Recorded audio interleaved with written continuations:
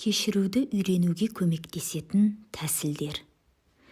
Шын мәнінде кешірім сапарына терең бойлап, бұл сапарда көздеген мақсатқа жету үшін рухани практикалық тәсілдердің маңызы зор. Аталмыш мұратқа жету үшін қолданатын ең әуелгі тәсілің кешірімді болуға ниетің, яғни ойланбастан шынайы құлшыныс білдіруің керек. Расында, ашу адам баласына тән бәрімізге ортақ сезім. Алайда әр адамның ашуланғаннан кейінгі жағдайлары әртүрлі. Әдетте адамдардың ой сезімдері ұқсас келеді. Адамның қандай да бір нәрсеге қатысты көрсеткен іс-әрекеті оның көңіл күйіне, ой санасына сай болады. Адамдардың арасында ашуланып артынша кешірім танытатын, немесе ашуланып ашуы одан сайын өршелене түсетіндер кездеседі. Шура сүресінде кешірімге лайық адамдардың сипаты былай бейнеленген. Бірінші, сондай зор күнәлардан, арсыздықтардан сақтанғандар. Екінші, ашу кернеген кезде өздері кешірім еткендер. Үшінші, Раббыларының үндеуін қабыл алып, намазды толық орындағандар. Төрт, өзара істерін кеңеспен жүргізгендер және өздеріне берген несібелерін тиісті орындарға жұмсағандар. Бес, бір зұлымдыққа тап болса, жұмыла жәрдемдескендер.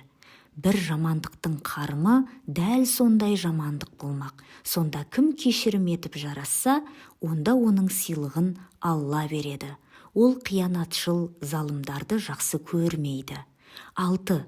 Егер біреу зұлымдықты көргеннен кейін әділ түрде өшін алар болса, оларға тағарсын болмайды. Алайда кім сабыр етіп кешірімді болса, дау жоқ, сауабы зор іс атқарған болады.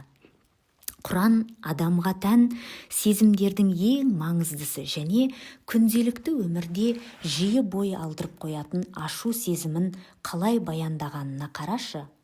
Ол ашуды құр баяндаумен шектелмеген, керісінше аталмыш сезімдердің түрлеріне біртіндеп тоқталған. Өмірде жай ашуды көрсету мен зұлымдық, жамандық көруінің арасында парқ бар. Дей тұрғанмен, мұның бәрі кешірім танытпауға итермелейтін фактор саналады. Бірақ Құран сенің адамгершілігіңді ескеріп, жамандықтың қарымтасын қайтаруға немесе кешірім танытып қоғамды түзетуге таңдау берген. Сосын құқығың тапталған кезде есеңді алып, шектен шықпасаң, саған айып жоқ екенін баяндаған. Дегенмен бұл да сабырлықты кешіруді қажет қылады. Кешірімділік, кеңшілік сияқты ізгі істер, табандылықты, жігерді талап етеді. Сен аталмыш ізгі істерде Алла қаласа табандылық таныта алатыныңа күмән жоқ. Бір досым, егер ақылыңның аясын білгің келсе, онда сені қандай істер ашуландыратынына қара деген нақыл сөзді оқыған кезде, әрбір болмашы іске ашулана салуды доғарған. Расымен, іс жүзінде сенің ойыңа, ішкі сезіміңе әсер етіп, тәніңнің, жаныңның, ойыңның құбылмалығын тудыратын істер дерт сияқты. Бұл сенің тұлғаңды, оның шынайы бейнесін анықтайтын үлкен көрсеткіш. Түркі халықтарының нақыл сөздерінің бірінде ашудың басылмауы, шоқты біреуге лақтыру ниетімен қолға ұстау сияқты, бірақ әуелі сол шоққа өзің күйесің делінген. Расында, кешіру адам жанына ауыр іс. Әлбетте, жеңіл емес, сол үшін саған Алланың қалауымен кешірімді болуға жетуіңе көмектесетін бір шама практикалық нұсқауларды ұсынамыз. Көптеген жағымсыз істің емі руханият. Сондықтан Алладан жүрегіңдегі жек көрініш сезімін алып тастауды сұра. Өзің кешіре алмай, кеңшілік таныта алмай жүрген кісіге дұға ет. Басында ауыр болса да оған жақсылық, игілік тілеуіңді жалғастыра бер. Сен жаныңның мұны біртіндеп қабылдай бастағанын, сонымен қатар жағдайдың оңалғанын байқайсың. Өйткені дұға тек жақсылық әкеледі. Сенің ақыңа қатысты қате кемшілік жіберген кісіге жанашырлық таныт. Бәлкім ол қателік істеген кезде пайым парасатқа немесе сау санаға ие бола алмаған шығар. Қате кемшілігін, күнәсін жеңе алмаған шығар. Оңаша қалсаң да, қателескен кісі жайлы тек жақсы сөз айт. Оған Есендік пен кешірім қуатын төк. Оған қайыр жақсылық тіле. Бұл тұрғыда нәпсіңе бой берме. Өйткені нәпсі жаратылысынан иесінің ізгі болуына кедергі жасауға тырысады. Нәпсі өз иесінің тек эгосы, мәртебесі, үстемдігі туралы ойлағанын қалайды. Хат жазып, оған өзің қиянат көрген кісі туралы баяндап, сосын жыртып таста. Ғафу ету, кешірімді болу туралы оқиғалар жайлы оқып, өзіңді кешірімшіл болуға ынталандыр. Кешірімнің сыйы туралы оқы.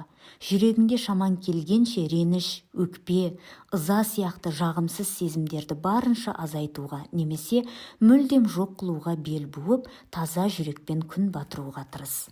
Биік мақсаттарды көзде, өмірге, адамға қажет мәселелермен айналысып, соның қамына кіріс. Бұл дүниелік тақырыптардың көбісін көңіліңе жақын алмауыңа көмектеседі.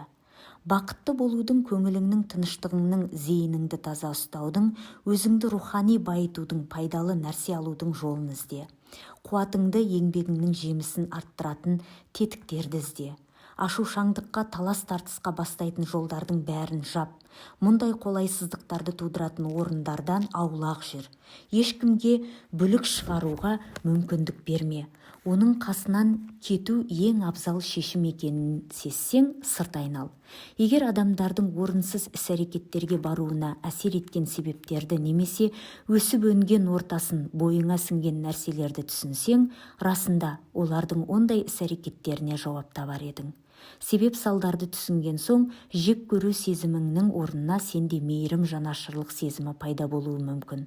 Сол сәтте мұндай жан-жақты түсінік сендегі кешірім сезімін оятады. Артынша өзіңді және өзгелерді жақсы көру сезімің оянады. Әр нәрсеге жан-жақты қарай ой жүгірт. Тынысыңды терең алып, байсалдылық таныт. Өзің жақсы көретін түрлі жаттығуларды жаса. Сол жаттығулар арқылы ішіңде жиналып қалған жағымсыз ойлардан арыласың.